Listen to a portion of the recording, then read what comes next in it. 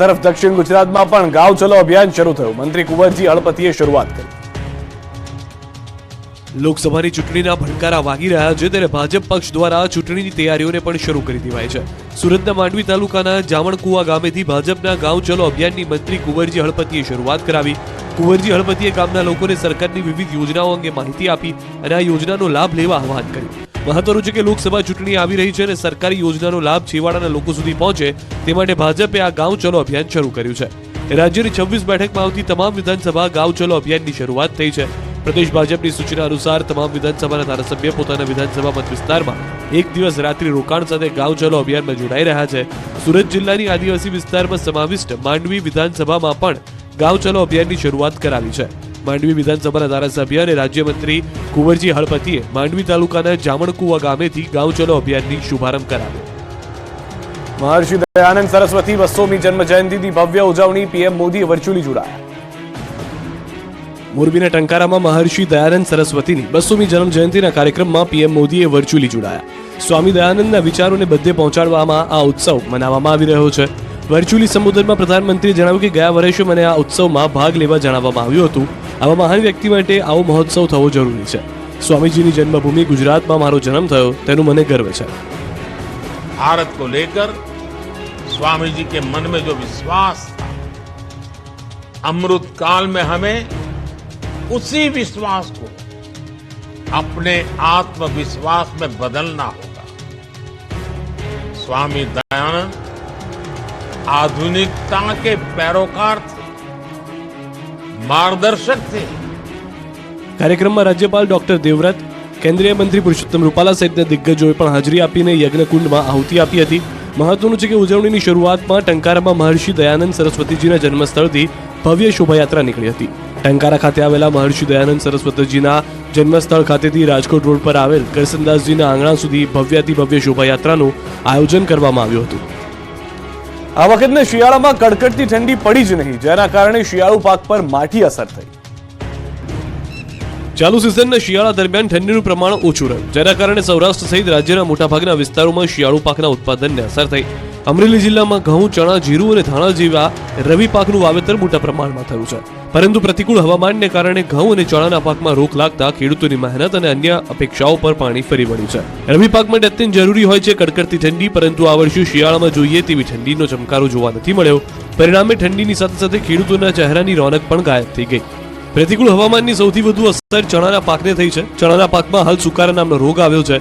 ખેતરમાં લહેરાતો ચણાનો લીલોછમ પાક ખેડૂતની નજર સામે જ સુકાઈને પીળા પડી ગયા। ખેડૂતના મતે આ વર્ષે ચણાના પાકમાં 50%થી પણ ઓછું ઉત્પાદન થાય તેવી સંભાવના છે, જેના કારણે ખેડૂતો મુશ્કેલીમાં મુકાયા છે। ચણામાં સુકારો આવ્યો છે તો ઘઉંના પાકની ઈયળોએ બાનમાં લીધું છે। ઘઉંના પાકમાં આવેલી ઈયળોને કારણે ઘઉંના ઉત્પાદનમાં પણ બહુ મોટું નુકસાન જવાની સંભાવના છે। અપૂરતી ઠંડી, વાદળછાયું વાતાવરણ, ધુમ્મસ અને વધારે પડતા તાપને કારણે ચણાના ઊભા પાકને ભારે નુકસાન થયું છે। ખેડૂતો જણાવી રહ્યા છે કે સુકારો એક એવો રોગ છે જેના પર કોઈ જ દવા કે ખાતર અસર કરતા નથી। હજારો રૂપિયાની રાસાયણિક દવાઓના છંટકાવ કરવા છતાં પણ ચણાના પાકને બચાવવાની કોશિશ નિષ્ફળ સાબિત થઈ રહી છે। દેવભૂમિ દ્વારકા જિલ્લાનો સૌથી મોટો ગણાતો શાની ડેમનું કામ પૂરજોશમાં શરૂ, ખેડૂતો અને લોકોમાં ખુશીનો માહોલ। કલ્યાણપુર તેમજ ઓખા મંડળના 110 ગામો માટે પીવાના પાણીનો મહત્વનો સ્ત્રોત ગણાતો સાની ડેમ છેલ્લા 6 વર્ષથી વિવાદમાં રહ્યા બાદ આખરે આ ડેમનું કામ પૂરજોશમાં શરૂ થયું છે, જેથી ખેડૂતોમાં ખુશીનો માહોલ જોવા મળી રહ્યો છે। 6 વર્ષ પહેલા 30 વર્ષથી વધુ જૂના એવા શાની ડેમ જર્જરિત હાલતમાં હોય ત્યારે આ ડેમને ફરીથી બનાવવાનો નિર્ણય તંત્ર દ્વારા લેવામાં આવ્યો હતો। ત્યારે 6 વર્ષ પહેલા આ ડેમને તોડી પાડવામાં આવ્યો હતો। વિવાદ બાદ ઝડપી કામગીરી શરૂ થતા હાલ ડેમના પાયાની કામગીરી ઝડપી પૂર્ણ થતા ખેડૂતો ખુશ થયા છે। આવનારા ચોમાસા પહેલા પાયાનું કામ કોન્ટ્રાક્ટર દ્વારા ઝડપી રીતે પૂર્ણ કરી દેવામાં આવશે। અંદાજિત 34 કરોડના ખર્ચે આ ડેમનું નિર્માણ કાર્ય હાથ ધરાયું છે। આગામી 2025 સુધીમાં આ ડેમનું નિર્માણ કાર્ય પૂર્ણ થશે। 110 ગામો માટે પીવાનું તેમજ ડેમની આસપાસ 15 જેટલા ગામો માટે સિંચાઈ માટે મહત્વનો સ્ત્રોત ગણાતો સાની ડેમ ઝડપી રીતે પૂર્ણ થાય તો કલ્યાણપુર અને ઓખા મંડળના ગામોમાં સોનાનો સૂરજ ઉગશે। પીવાના અને સિંચાઈની પાણીની સમસ્યામાંથી કાયમી ઉકેલ આવી જશે। અંબાજીમાં આવતીકાલથી પરિક્રમા મહોત્સવ, દેશ દુનિયાના લોકો મોટી સંખ્યામાં આવશે। અહીંયા યાત્રાધામ અંબાજીના ગબ્બરમાં 51 શક્તિપીઠ પરિક્રમા મહોત્સવ શરૂ થશે. 5 દિવસ સુધી ચાલનારા આ મહોત્સવની તૈયારીઓને આગળીઓ પવાઈ રહ્યો છે. પરિક્રમા મહોત્સવમાં આવતા શ્રદ્ધાળુઓ માટે તમામ વ્યવસ્થાઓ કરવામાં આવી છે. યાત્રિકો માટે નિઃશુલ્ક વાહન વ્યવસ્થા સાથે ભોજનની પણ નિઃશુલ્ક વ્યવસ્થા છે. 51 શક્તિપીઠ મંદિરના પથ પર નિઃશુલ્ક અલ્પાહારની પણ વ્યવસ્થા કરવામાં આવી. મહોત્સવને લઈ ગબ્બર 51 શક્તિપીઠ મંદિરોમાં ફૂલોનો શણગાર કરવામાં આવ્યો. મંદિર ખાતે વિશાળ મહાશક્તિ યજ્ઞનું આયોજન છે. આ તરફ યજ્ઞશાળાને પણ ફૂલોથી સજાવવામાં આવી. પરિક્રમા મહોત્સવ માટે રાજ્ય અને દેશમાંથી શ્રદ્ધાળુઓ મોટી સંખ્યામાં ઉપસ્થિત રહેશે. આ માટે એસટી વિભાગે પણ પરિવહનની વ્યવસ્થાનું આયોજન કર્યું છે. અંબાજી ગબ્બર ખાતે 51 શક્તિપીઠ પરિક્રમા મહોત્સવના દરેક દિવસે વિશેષ કાર્યક્રમોનું આયોજન કરાયું છે. મહોત્સવના પ્રથમ દિવસે પાલકી યાત્રા અને શંખનાદ યાત્રા, બીજા દિવસે પાદુકા યાત્રા અને ચામર યાત્રા, ત્રીજા દિવસે ધજા યાત્રા, ચોથા દિવસે મશાલ યાત્રા, ત્રિશૂળ યાત્રા અને જ્યોત યાત્રા અને છેલ્લા દિવસે મંત્રોત્સવ અને પુષ્પવૃષ્ટિ તથા સંસ્કૃતમાં અંતાક્ષરી જેવા વિવિધ કાર્યક્રમોનું આયોજન કરાયું છે. મહોત્સવ દરમિયાન દરેક ભજન સત્સંગ, મહાઆરતી, વિવિધ સાંસ્કૃતિક કાર્યક્રમોનું આયોજન અને અંતિમ દિવસે દાતાઓ, યજમાનો અને બ્રાહ્મણોનું સન્માન કરાશે. મોડાસાના રાજપુરમાં મહાબીજની ધામધૂમથી ઉજવણી, મોટી સંખ્યામાં પદયાત્રીઓ ઉમટ્યા. અરવલ્લી જિલ્લાના મોડાસા તાલુકાના રાજપુર ગામે શ્રદ્ધાળુઓનું ઘોડાપુર ઉમટ્યું. મહાસુદ બીજને વર્ષની સૌથી મોટી મહાબીજ માનવામાં આવે છે અને આ દિવસનું ખૂબ જ મહત્વ છે. ત્યારે રાજપુર ગામે ભક્તિમય માહોલ સર્જાયો.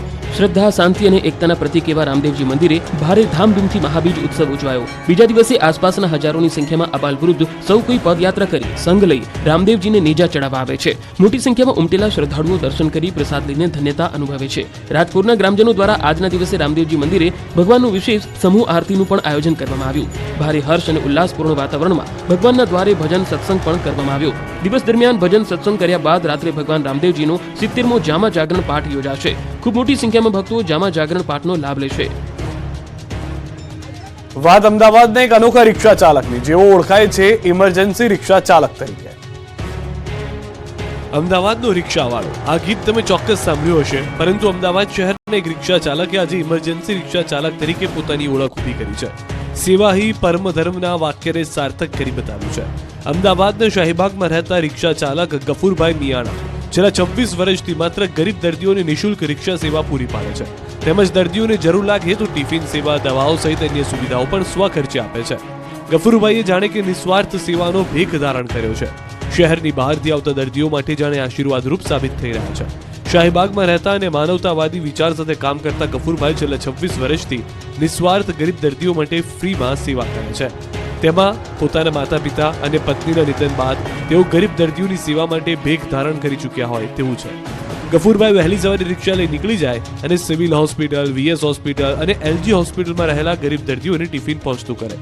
તેમજ બહારથી આવતા દર્દીઓને હોસ્પિટલમાં દાખલ કરવાથી લઈ તેઓની દવાઓ, તેમની અન્ય કોઈ વ્યવસ્થા સહિત તમામ સેવાઓ આપે. આ ઉપરાંત દર્દી પાસે પૈસા ન હોય તો ખુદ સ્વખર્ચે દવાઓ લઈ આપે. ગરીબ દર્દી હોસ્પિટલથી ઘરે જવું હોય તો પણ નિઃશુલ્ક ઘર સુધી પહોંચાડી દે.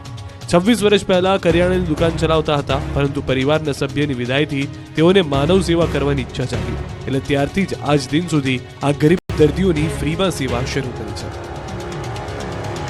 7 સમુદ્ર પારથી ફ્લેમિંગો નડાબેટ પહોંચ્યા. ઈરાન, પાકિસ્તાનથી આવ્યા વિદેશી પક્ષીઓ. બનાસકાંઠાની નડાબેટ બોર્ડર પર વિદેશી પક્ષી ફ્લેમિંગો પ્રવાસીઓ માટે આકર્ષણનું કેન્દ્ર બન્યા છે. 7 સમુદ્ર પાર કરી હજારોની સંખ્યામાં ફ્લેમિંગો હાલ નડાબેટના મહેમાન બન્યા છે. ફ્લેમિંગો પક્ષી ઇઝરાયલ, ઈરાન, અફઘાનિસ્તાન અને પાકિસ્તાનથી માઇગ્રેટ થઈને અહીં આવ્યા છે. ગુજરાતમાં નડાબેટ નજીક આવેલા વિશાળ રણની આબોહવા તેમના માટે અનુકૂળ હોવાથી અહીં ફ્લેમિંગો ધામા નાખી રહ્યા છે. નવેમ્બરથી અહીં પહોંચી ગયા છે. ફેબ્રુઆરી મહિનાના અંત સુધી ફ્લેમિંગો અહીં મહેમાન ગતિ માણશે. ફેબ્રુઆરી માસના અંત અને માર્ચની શરૂઆતથી બનાસકાંઠાના રણ પ્રદેશમાં ગરમીનું પ્રમાણ વધતા આ પક્ષીઓ અહીંથી પરત પોતાના વતન રવાના થઈ જાય છે. 3 ફૂટની ઊંચાઈ ધરાવતું અને પાંખો ખુલ્યા બાદ લગભગ 6 ફૂટની પહોળાઈ ધરાવતું ફ્લેમિંગો નામનું આ પક્ષી ભારતમાં એક દુર્લભ પક્ષી છે અને અત્યારે આ દુર્લભ પક્ષીથી નડાબેટનું રણ ઉભરાઈ ગયું છે.